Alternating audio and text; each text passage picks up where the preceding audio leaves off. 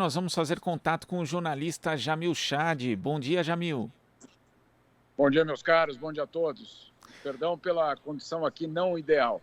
Imagina, Jamil Chad, que realizou a cobertura do encontro do G20 em Roma e foi um dos profissionais de comunicação brasileiros agredidos pela segurança em torno do presidente Jair Bolsonaro durante passeio dele nas ruas da capital italiana no domingo. Jamil, primeiro queria que você contasse como é que foi esse episódio de agressões a jornalistas. Meu caro, olha, o que aconteceu foi que o presidente Jair Bolsonaro saiu para cumprimentar os seus apoiadores na rua de trás da Embaixada do Brasil em Roma, na Piazza Navona. Na rua de trás, esses apoiadores, eles não estavam ali por acaso, vamos já deixar muito claro. 3 dias antes, eles já tinham sido informados de que naquele horário, naquele local, o presidente sairia para cumprimentá-los. Ou seja, vamos ser muito claros aqui, era um teatro, né? Era algo organizado para que nas redes sociais do bolsonarismo isso aparecesse como algo espontâneo, como algo absolutamente livre. Não, tinha sido organizado 3 dias antes. Quando nós soubemos disso pelos apoiadores e não pela presidência, nós jornalistas ficamos ali ou fomos ali aonde ele estaria. Ele de fato apareceu, ele fez um breve discurso com aquelas coisas que ele sempre fala sem nenhum tipo de novidade e resolveu caminhar com os apoiadores pela cidade de Roma. A terceira caminhada em 3 dias. Por quê, meu caro? Porque ele não tinha outra programação para fazer. Nenhum líder internacional esteve com ele, quis estar com ele. E aí, nessa caminhada, é que ficou muito claro que, sim, os apoiadores eram bem-vindos, mas não a imprensa. E vale lembrar, nós não somos 50, 100 jornalistas, éramos 7 jornalistas, ou seja, e todos com muita experiência em cobertura de viagens presidenciais. Portanto, nenhum tipo de novidade para nós. Nenhum dos jornalistas iria atacar o presidente, muito pelo contrário. A única coisa que a gente gostaria de fazer, o que a gente faz sempre, fazer perguntas. Agora, perguntas a gente sabe muito bem que nesse governo são complicadas. E aí o que aconteceu foi que justamente nós tivemos vários casos, num espaço muito curto de tempo, 10, até menos, 8 minutos, de agressões contra jornalistas. Tivemos a Ana Estela, da Folha, que foi empurrada, e depois algo mais sério, que foi justamente com a equipe da Globo, o repórter levou um soco, e quando ele levou um soco, eu parti para filmar, né, a pessoa que estava agredindo, para ter um registro. E essa pessoa, quando me vê filmando, parte para cima de mim também, torce meu braço e leva o meu telefone. Depois ele joga na calçada, por uma sorte daquelas que a gente não sabe como, o telefone continua gravando. Então, ele filma tudo aquilo que está acontecendo, inclusive o céu termina virado para o céu porque ele cai de cabeça para cima, para baixo, né? Então, você tem essa situação extremamente grave por si só. Agora, também é muito grave o fato de que nós estamos já na terça-feira, isso aconteceu no domingo, o governo brasileiro não se manifestou, o governo brasileiro não explica quem são aquelas pessoas, se são seguranças privados, se são contratados da embaixada, se são orientados pelo governo para fazer aquela agressão, ou se simplesmente foi um exagero da polícia local, o que também pode ser. Está errado? Está errado, mas também pode ser. Agora, o que nós precisamos neste momento é um esclarecimento de quem são aquelas pessoas que nos agrediram.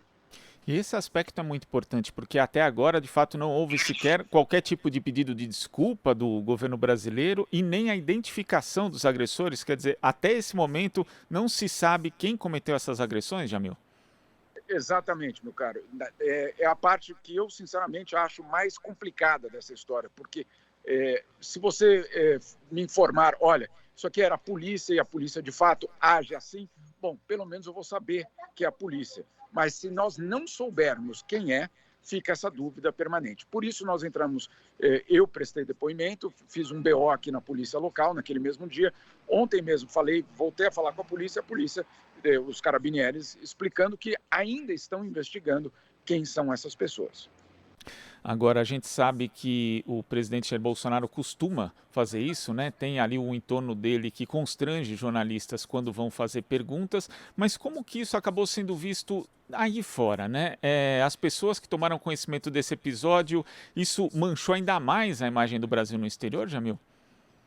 Muitíssimo, meu caro, porque de fato o Guardian, o jornal inglês, deu essa notícia, a Deutsche Welle, a agência pública alemã, deu essa matéria também. Vários jornais italianos publicaram isso, La Repubblica, que é o principal jornal italiano também. Então você tem aí claramente uma situação absolutamente constrangedora, mais uma para o governo brasileiro. E não é comum, eu vivo aqui na Europa há 21 anos, eu posso te dizer, não é comum a segurança ou mesmo os policiais atacarem jornalistas. Isso, sinceramente, eu não tinha visto numa cobertura presidencial em nenhum momento nos últimos 21 anos.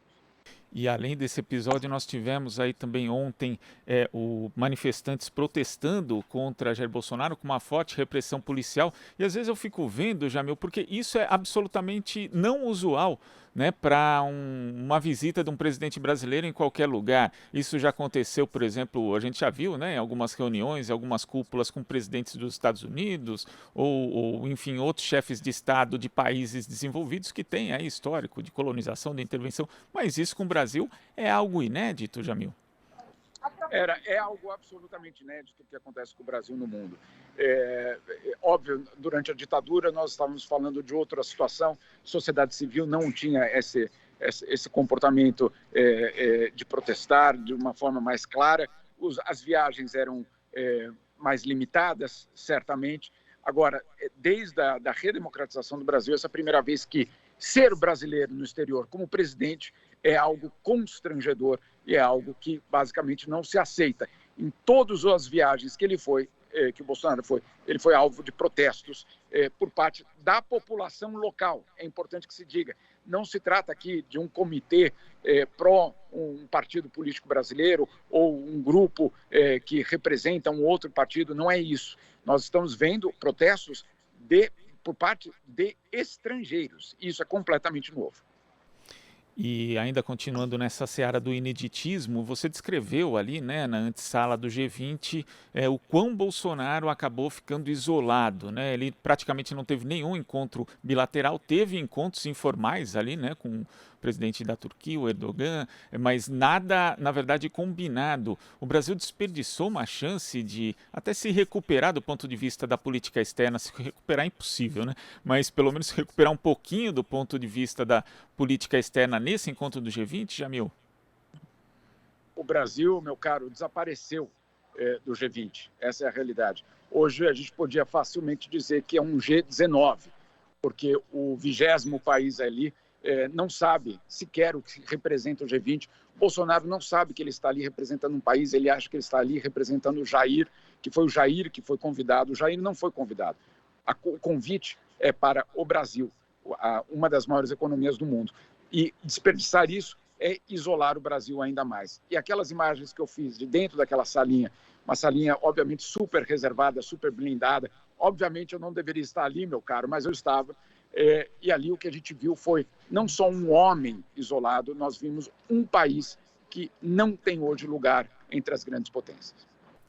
Agora, Jamil, você já descreveu outras vezes o governo brasileiro, em determinado período junto, inclusive com o governo dos Estados Unidos, quando Donald Trump era presidente, atuando em fóruns multilaterais junto com outras lideranças de extrema-direita por conta de pautas ali associadas ao campo conservador. Essa postura de Bolsonaro, porque é esse tipo de coisa, né, que a gente vê, não é política externa, ele não faz política externa, ele faz política para ele mesmo.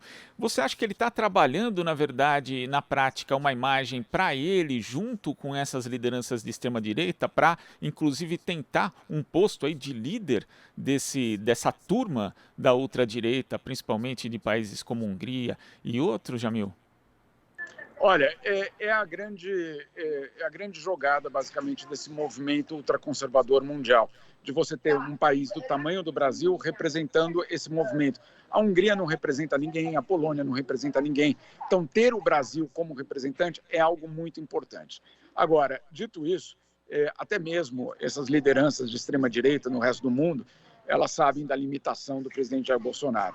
Então, eu já ouvi, inclusive da Marine Le Pen, né, que não é flor que se cheire, dizendo que o que o Bolsonaro fala é inaceitável às vezes. Ou seja, até a extrema-direita europeia tem certa prudência em estar ao lado dele. Quem hoje vai estar ao lado dele, está já, a verdade, Matteo Salvini, o líder da extrema-direita italiana, manchando eu diria, a história do Brasil, porque eles vão visitar juntos um cemitério, um local que era o cemitério dos pracinhas, que lutaram contra o fascismo. E aí você tem na verdade, os dois dos, eu diria, dos líderes do que seria um eventual movimento de extrema-direita do século XXI, prestando homenagem a quem lutou contra o fascismo.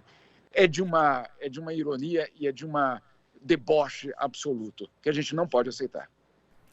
Jamil, queria agradecer a sua participação aqui no Jornal Brasil Atual. Vou te liberar, sei que você está na correria aí. Muito obrigado por atender a gente e até a próxima. Sempre, meu caro. Tudo de bom para vocês. Conversamos aqui com o jornalista Jamil Chad. Você está ouvindo Jornal Brasil Atual. As notícias que os outros não dão.